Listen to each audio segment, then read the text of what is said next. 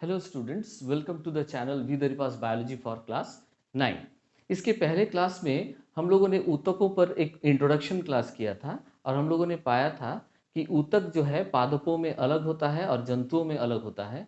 पादपों में पाए जाने वाले ऊतक को पादप ऊतक कहते हैं और जंतुओं में पाए जाने वाले ऊतक को जंतु ऊतक कहते हैं। हम लोगों ने शुरुआत किया था पादप ऊतक से। पादप ऊतक में हम लोगों ने पढ़ा कि पादप ऊतक मुख्य रूप से दो प्रकार के होते हैं। एक हो गया विभाज्य ऊतक और दूसरा है स्थायी ऊतक। विभाज्य ऊतक वो ऊतक है जिसकी कोशिकाएं लगातार विभाजन करते हुए अपनी संख्या बढ़ाती है और जो पौधे की वृद्धि में सहायक होते हैं। आज हम लोग देखेंगे कि स्थायी ऊतक क्या होता है और पादपों में ये स्थायी ऊतक कहाँ पाया जाता है। स्थायी ऊतक ऐसा ऊतक है जिसकी कोशिकाएं विभाजन नहीं करती बल्कि स्थायी रूप लेकर के विशिष्टीकृत होकर विशेष कार्य करती है। तो विभाज्य ऊतक की ही कोशिकाएं जब विभाजन करना बंद कर देती है या यूं कहें वो विभाजन की क्षमता को खो देती है और विशिष्टीकृत होकर विशेष कार्य करने लगती है, ठीक है, तो ऐसे समय उस ऊतक को हम लोग कहेंगे स्थायी ऊतक, क्योंकि उसने स्थायी रूप धारण कर लिया है। तो आइए देखते हैं स्थायी ऊतक क्या है। विभाज्य ऊतक की कोशिकाएं जब विभाजन की शक्ति खो देती है और विशिष्ट कार्य हेतु तो वो स्थायी रूप और आकार धारण करती है, तो ऐसे ऊतक को हम लोग कहते हैं स्थायी ऊतक। इसका मतलब ये स्पष्ट हुआ कि स्थायी ऊतक का निर्माण विभाज्य ऊतक से ही हुआ है, उन्हीं की कोशिकाओं से हुआ है।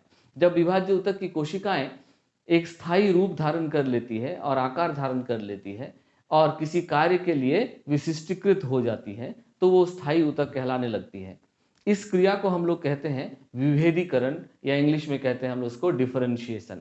विभाज्य ऊतक की कोशिकाएं विभेदीकरण के द्वारा स्थायी हो जाती हैं और स्थायी होकर के विशेष कार्य करने लगती है। स्थायी ऊतक प्रमुखतः दो प्रकार के होते हैं। एक है सरल स्थायी ऊतक और दूसरा है जटिल स्थायी ऊतक। सरल स्थायी ऊतक कौन सा ऊतक है? ये ऐसा स्थायी ऊतक है जो केवल एक ही प्रकार की कोशिकाओं से बना है। एक ही प्रकार की कोशिकाओं का कई स्तर इसमें पाया जा सकता है, सारी कोशिकाएं एक समान होती हैं। जबकि जटिल स्थायी ऊतक जो है ये एक से अधिक प्रकार की कोशिकाओं से बने हुए होते हैं। आइए देखते हैं कि सरल स्थायी ऊतक क्या है, कैसा होता है, इसके कितने प्रकार हैं। तो सरल स्थायी ऊतक जो कि एक ही प्रकार की कोशिकाओं से बने हुए हैं और ये तीन प्रकार के होते हैं। सरल स्थायी ऊतक तीन प्रकार के होते हैं: पैरेन्काइमा, कोलेन्काइमा, स्क्लेरेन्काइमा। पैरेन्काइमा कोशिका क्या होता है, कहाँ पाया जाता है? तो हम लोग जानते हैं कि पौधे का जो ऊपरी परत होता है उसे एपिडर्मिस कहा जाता है और एपिडर्मिस के नीचे जो भी ऊतक पाया जाता है वो स्थायी ऊतक होता है। और ऊतकों में, स्थायी ऊतकों में अधिकांश जो है वो पैरेन्काइमा ही होता है, पैरेन्काइमा की कोशिकाएं होती है। पैरेन्काइमा की कोशिकाएं सबसे अधिक पाई जाती हैं। स्थायी ऊतक पौधे में जहां जहां भी है उनमें सबसे अधिक संख्या में पाया जाता है पैरेन्काइमा कोशिका। ये कोशिकाएं सरल होती है तथा पतली कोशिका भित्ति की होती है। ये कोशिकाएं बिल्कुल साधारण है और इसकी कोशिका भित्ति बहुत पतली होती है, जैसा कि यहाँ चित्र में हम लोग देख सकते हैं। ये कोशिकाएं जीवित होती हैं, जीवित कोशिकाएं होती हैं और साथ ही साथ कोशिकाओं के बीच काफी खाली स्थान नजर आता है। यहाँ आप इस चित्र को अगर गौर करेंगे तो ये जो है ये पैरेन्काइमा की कोशिकाएं हैं और कोशिकाओं के बीच यहाँ आप रिक्त स्थान को स्पष्ट रूप से देख सकते हैं। ये है रिक्त स्थान। यहाँ पैरेन्काइमा कोशिकाओं के बीच हमें रिक्त स्थान स्पष्ट रूप से नजर आ रहा है। पैरेन्काइमा कोशिकाएं क्या कार्य करती है? तो ये विशेष रूप से भोजन का भंडारण का कार्य करती है, भोजन जमा रखने का कार्य करती है। ऐसे बहुत सारे पैरेन्काइमा कोशिकाएं हैं जिनमें क्लोरोफिल पाया जाता है और जिस कारण वो प्रकाश संश्लेषण द्वारा भोजन निर्माण का कार्य भी करती है। तो भोजन निर्माण करने वाली जो कोशिकाएं हैं पत्तियों में या तना में जहां उसमें क्लोरोफिल पाया जाता है, तो ऐसी कोशिकाएं पैरेन्काइमा कोशिकाएं ही होती है जो प्रकाश संश्लेषण करके पौधे के लिए भोजन संश्लेषण का कार्य करती है। और ऐसे पैरेन्काइमा कोशिकाओं को हम लोग कहते हैं क्लोरेन्काइमा। ये जो प्रकाश संश्लेषण करने वाली जो पैरेन्काइमा कोशिका है इनको हम लोग कहेंगे क्लोरेन्काइमा।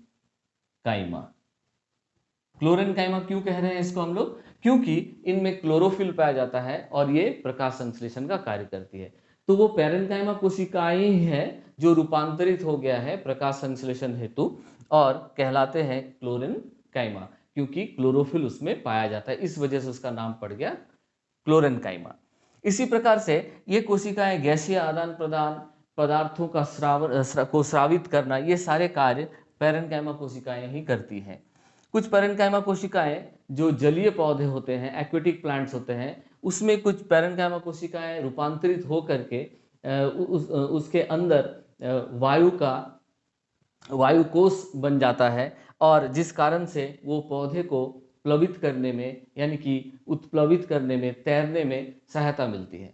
हम लोग जानते हैं जैसे वाटर लिली हो गया या कमल का फूल लोटस हो गया, ऐसे पौधे जल में पाए जाते हैं और उनकी पत्तियां जल में आसानी से तैरती हैं। हम लोगों ने देखा है कि कमल की जो डंटी है वो काफ़ी नरम मुलायम होता है, क्योंकि उनकी कोशिकाओं में हवा भरा हुआ होता है, हवा एयर कैविटीज होता है, और ये पैरेन्काइमा कोशिकाएं ही हैं जो रूपांतरित हो करके इस प्रकार वायु कोष बनाती है अपने में, और उसमें वायु भरा रहता है, जिस कारण वो हल्का होता है और पानी में आसानी से तैर सकता है, यानी कि उत्प्लावन प्रदान करता है। और ऐसे पैरेन्काइमा कोशिकाओं को हम लोग कहते हैं एरेन्काइमा। ठीक है, ऐसे पैरेन्काइमा कोशिकाओं को हम लोग कहते हैं एरेन्काइमा।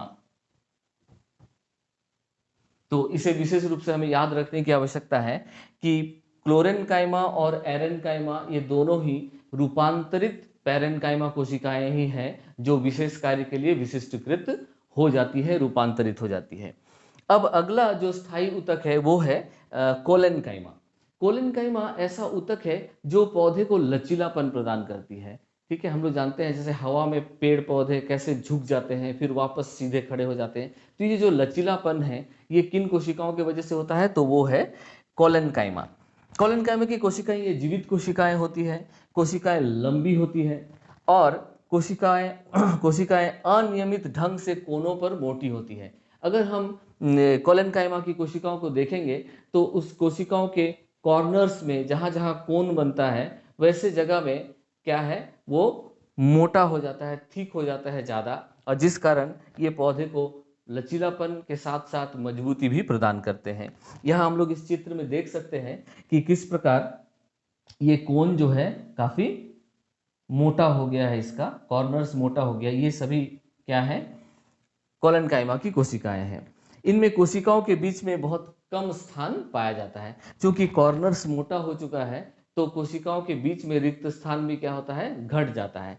तो हम लोग देख रहे हैं कि पैरेन्काइमा कोशिकाओं में रिक्त स्थान ज़्यादा होता है, जबकि कोलेनकाइमा कोशिकाओं के बीच में, इस ऊतक में कोशिकाओं के बीच में रिक्त स्थान बहुत ही कम होता है।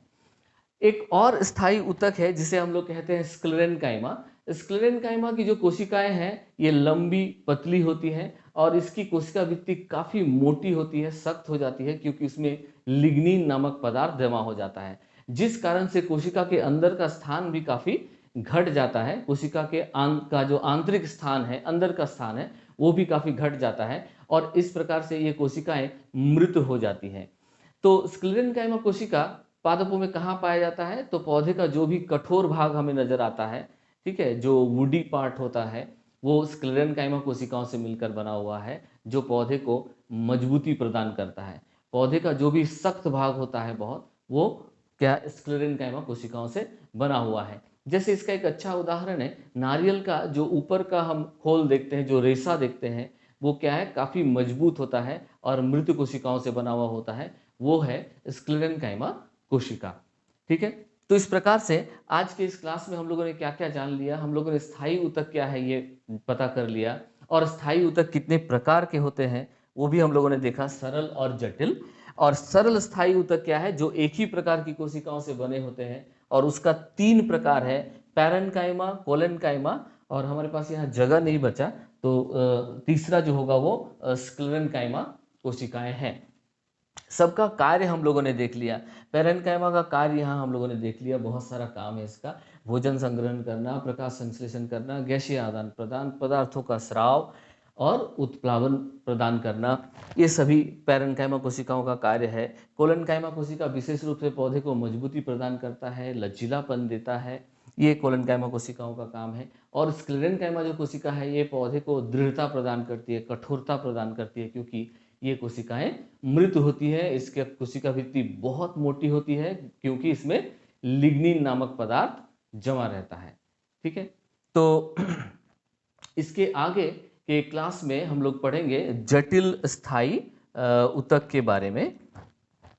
ठीक है, तो ये था सरल स्थायी ऊतक। अगले एपिसोड में हम लोग पढ़ेंगे जटिल स्थायी ऊतक।